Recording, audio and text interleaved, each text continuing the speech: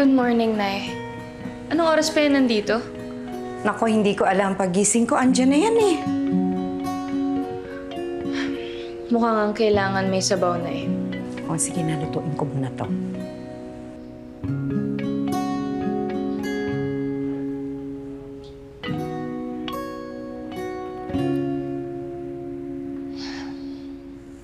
Uminom na.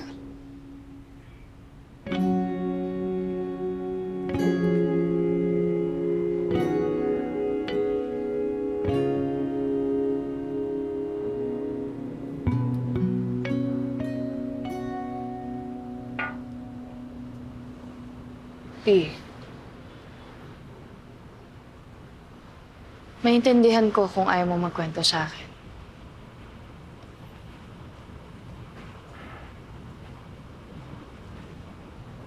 Wala na kami. Sinubukan ko siyang kausapin. Pero ayaw niya na.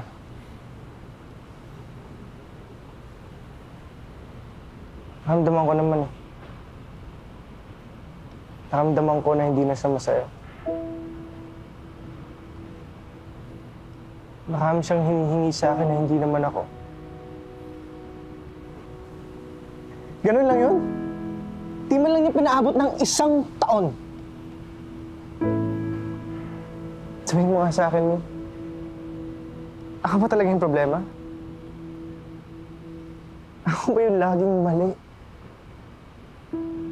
Bakit lagi nila akong iniiwan? Mahirap ba akong mahalin? Daya-daya naman. Lagi na lang ganito.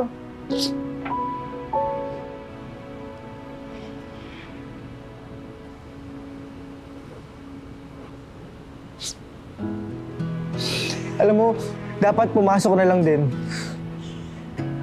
Ay, wala kang pakialam. Nandito ako para sa'yo. Dapat, iiwan mo na lang din ako, Mi. Hindi. Iwan mo.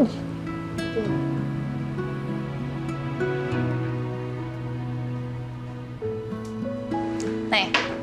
O anak, kumusta na yung alaga mo doon? Ay, naku, Nay. Pabayaan mo yun. Sanayin na yun. Magiging okay din yun. Kayong dalawa talaga. Napakamalas niyo sa relasyon. Nay! Huwag kang magsasabi ng mga ganyan. Tignan mo, lalong lumalapit sa atin yung negative vibes na yan. Mi! Tapos ng tuwalya!